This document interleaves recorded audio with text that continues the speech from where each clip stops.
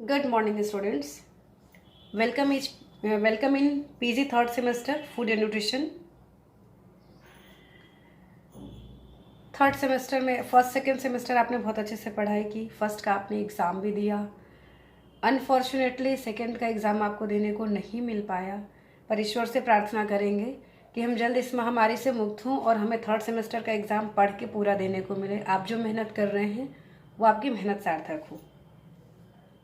Third semester में आपके 4 paper हैं। आई होप बाकी 3 पेपर के डिस्कशंस हो चुके होंगे, क्या किसको लेना है। मेरा पहला पेपर है असेसमेंट ऑफ न्यूट्रिशनल स्टेटस, पोषण स्तर का निर्धारण।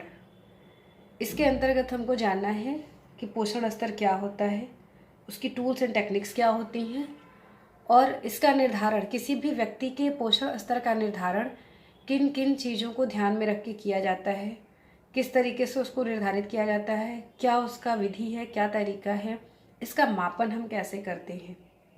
और इसके बाद ही हम जान सकते हैं कि हम जैसे हम न्यूट्रिशन के स्टेजेस की बात करें, गुड एंड माल न्यूट्रिशन, तो हम इस न्यूट्रिशन के इन 2 में से किस स्थिति में और किस स्थिति के किस स्टेज पे खड़े हैं और किस स्टेज में जा रहे हैं।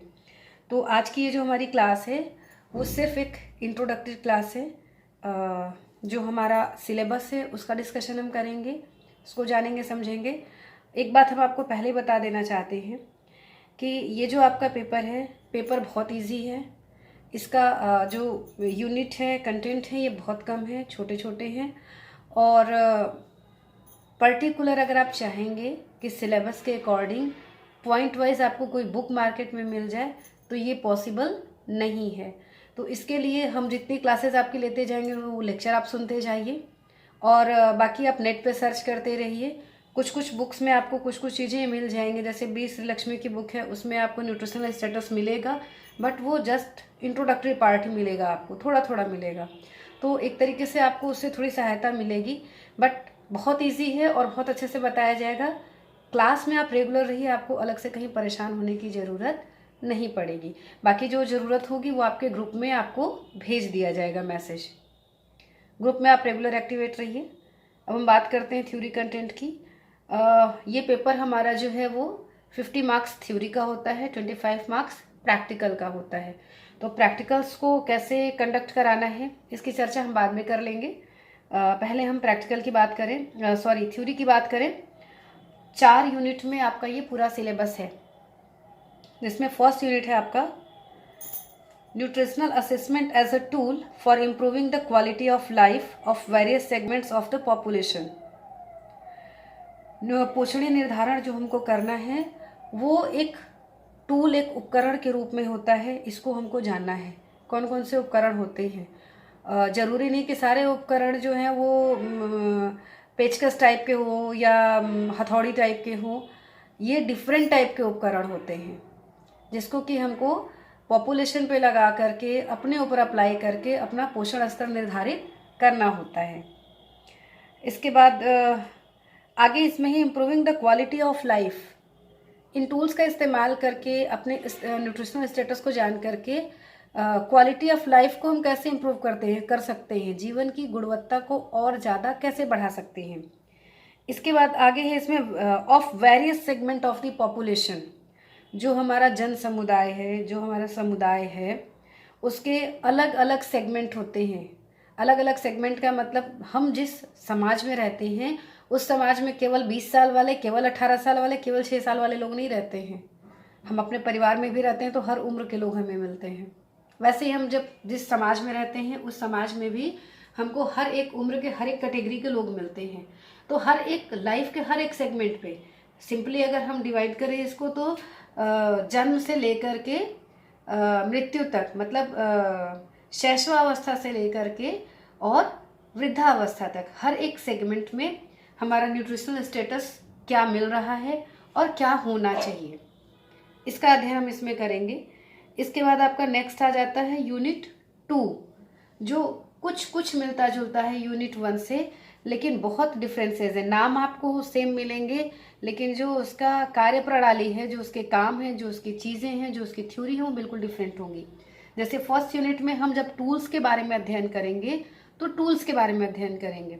सेकेंड यूनिट में हमको जो करना है वो है current methodologies of assessment of nutritional status, their interpretation and comparative applications of the following: food consumption, anthropometry, clinical and laboratory, और नेक्स्ट लास्ट पॉइंट है इसका functional indicator such as grip strength, respiratory fitness, Harvard step test and squatting test.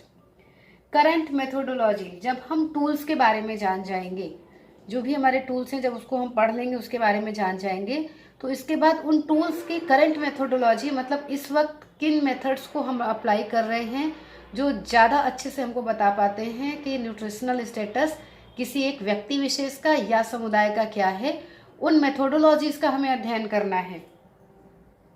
इसके बाद इसमें हमको देखना है there interpretation, वो जो मेथोडोलॉजीज हैं उनका इंटरप्रिटेशन यानी उनकी विवेचना करनी है। विवेचना में हम परसेंटेज देखते हैं। परसेंटेज जैसे कि डिवाइड कर लिया 100% तक, हम हर चीज़ को 100% तक मान के चलते हैं, उसमें डिवीज़न करते हैं कि अगर 1 से लेकर के अगर 50% से नीचे ये है तो माल न्यूट्रिशन की फर्स्ट कंडीशन होगी, 50 से 60 है तो माल न्यूट्रिशन की सेकेंड कंडीशन होगी, 60 से 70 है तो थर्ड कंडीशन होगी, और 70 से ऊपर है तो बहुत पुअर कंडीशन में आ जाएगा। तो इस तरीके से हम जो डिवीज़न करते हैं उसका इसमें इंटरप्रिटेशन किया जाता है, विवेचना की जाती है इसकी। हर एक जितने भी आप 4 टूल्स का अध्ययन करेंगे, टूल्स तो वैसे बेसिकली हम अगली क्लास से जब हम रेगुलर क्लासेस स्टार्ट करेंगे उसमें बताएंगे। डायरेक्ट एंड इनडायरेक्ट होता है, फिर उन डायरेक्ट और इनडायरेक्ट में अलग अलग मेथड्स अप्लाई किए जाते हैं, तो इनकी विवेचना आपको इसमें करनी है। अभी अलग अलग इसमें नाम भी क्लियर कर रखा है, food consumption, anthropometry, clinical and laboratory. तो बेसिक ये 4 चीज़ें आपको ध्यान में रखना बहुत ज़रूरी है। इसके बाद है फंक्शनल इंडिकेटर्स। फंक्शनल इंडिकेटर क्या होते हैं? फंक्शनल इंडिकेटर होते हैं जो हमारे कार्य सूचक, हम कह सकते हैं उसको कार्य सूचक क्षमता को जो बताते हो, हम मेरे अंदर कितनी स्टेमिना है। बहुत से आप में से बहुत से ऐसे बच्चे होंगे जिनके अंदर अनवरत स्टेमिना होगी काम करने की, पढ़ाई करने की। कुछ ऐसे भी होंगे कि पढ़ के थक जाते होंगे, काम नहीं कर पाते होंगे। उसके बाद कुछ ऐसे होंगे जो काम करके थक जाते होंगे, पढ़ने में फिर उनका मन नहीं लगता होगा।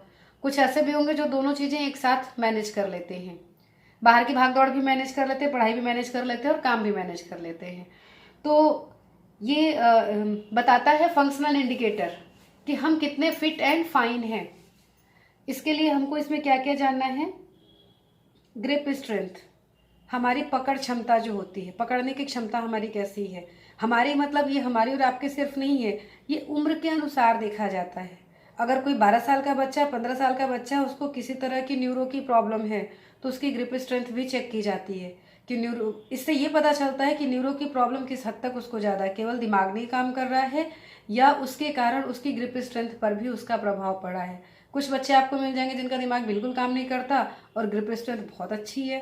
कुछ ऐसे मिलेंगे जिनका दिमाग भी नहीं काम करता और ग्रिप स्ट्रेंथ भी अच्छी नहीं है। या कभी कभी होता है कि मांसपेशियों का संपूर्ण विकास नहीं हो पाने के कारण ग्रिप स्ट्रेंथ अच्छी नहीं होती है, उसका दिमाग से कोई संबंध नहीं होता। तो इसके लिए हमको ग्रिप स्ट्रेंथ देखना होता है। इसके बाद है रेस्पिरेटरी फिटनेस, जो कि बहुत ज़्यादा ज़रूरी है। आज के टाइम में तो और भी ज़्यादा ज़रूरी है। सभी कहते हैं कि रेस्पिरेटरी फिटनेस अगर बरकरार है तो कोरोना से बड़े आराम से बचा जा सकता है, क्योंकि अगर हमारी इम्यूनिटी बहुत अच्छी है तो हमारा रेस्पिरेटरी सिस्टम भी बहुत अच्छा होगा। इम्यूनिटी में अगर प्रॉब्लम आएगी तो रेस्पिरेशन में प्रॉब्लम आएगी, वो कहीं ना कहीं इफेक्ट डालेगा इसके ऊपर। तो रेस्पिरेटरी फिटनेस बहुत तरीके से चेक की जाती है। जैसे हम हैं, आप हैं, बहुत सारे लोग हैं, सीढ़ियाँ चढ़ने के बाद हाँफने लगते होंगे। बहुत से ऐसे भी बच्चे होते होंगे कि आराम से सीढ़ी चढ़ के उछलते कूदते चढ़ गए और ऊपर भी चढ़ के उछल रहे हैं, कोई उनको प्रॉब्लम नहीं हो रही है। ज़्यादातर जो रनिंग एथलीट्स होते हैं वो कितना दौड़ भाग करेंगे, उन्हें कोई प्रॉब्लम नहीं होगी। लेकिन उतना अगर हम लोग को दौड़ा दिया जाए, जस्ट फील आप अपने क्लास में बैठे हो, वहाँ से आपको बोल दिया जाए कि कॉलेज के मेन गेट पे जाइए दौड़ के और तुरंत आना है दौड़ के, तो कुछ बच्चे ऐसे होंगे जो दौड़ के जाएंगे और आ जाएंगे। कुछ ऐसे होंगे जो जाने में ही थक जाएंगे, घुटना पकड़ के आधा ऐसे झुक जाएंगे और उसके बाद जो है वो तेजी से रेस्पिरेशन चालू हो जाएगी।